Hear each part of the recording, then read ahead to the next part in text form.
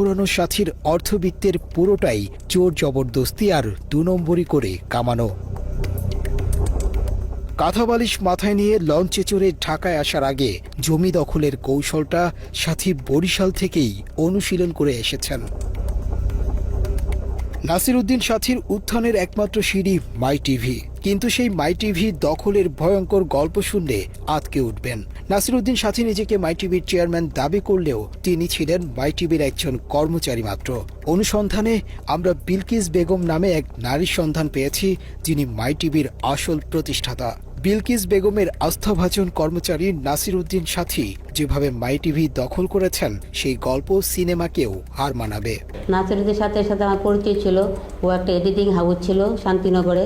ও সব জায়গায় সিডি দিত, সব প্রত্যেকটা চ্যানেলে সিডি দিত। ও আমাকে সিডি দিতে আসছে, সিডি দিতে আইসা পরিচয় হয়েছে। তখন ওই যে আসতে যাইতে যাইতে যাইতে একটা কোনো সম্পর্ক সৃষ্টি হয়েছে, ভাই বোনের সম্পর্ক। সেই সুবাদে সে আমার চ্যানেলে রয়েছে। ও তো টাকা পয়সা ছিল না, একটা সময় কোনো টাকা পয়সা ছিল না, বড়লোক হয়েছে। ও মানুষকে বলছে যে আমি মাই টিভির মালিক, বলে বলে মানুষকে ঠকায় টাকা নিছে, মালিক বানাবে। কিন্তু ও তো মালিক বানাতে পারবে, মালিক তো আমি বানাতে পারবো, কারণ প্রতিষ্ঠানের মালিক আমি বানাতে পারবো। ও সবার কাছে টাকা নিয়ে নেওয়া, তারপরে ওই মালিকগুলো হয়েছে। ওর একটা হাউস ছিল, ও একটা এডিটর ছিল, জাস্ট একজন এডিটর। মাই টিভি দখল করেও ক্ষান্ত হননি। বিলকিস বেগমকে নানাভাবে হত্যারও চেষ্টা করেছিল নাসির উদ্দিন সাথী। এখনও আমি চলতে পারি না রাস্তায়।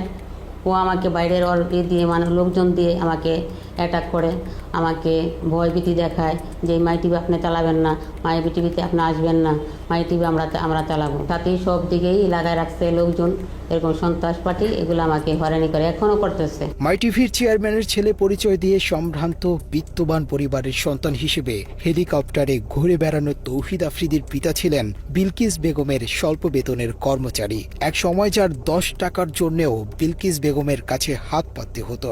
আওয়ামী লীগ থাকতে আওয়ামী লীগের ক্ষমতা দেখায়া ও ডিবি হারুনকে দিয়ে আমাকে অ্যারেস্ট করাইছে। 2 দিন আমি জেলও ছিলাম। বাংলাদেশে যারা অন্যায়ভাবে একটা মিডিয়া একটা সবার কাছে একটা গ্রহণযোগ্য, সেই মিডিয়া নিয়ে সে করছে, প্রতারণা করছে আমার সাথে, মিথ্যা করে সে চালাচ্ছে। সে তার পকেটে ছিল 10 টাকা, সে কোটি কোটি টাকার মালিক হয়েছে আমার মাই টিভি দিয়ে।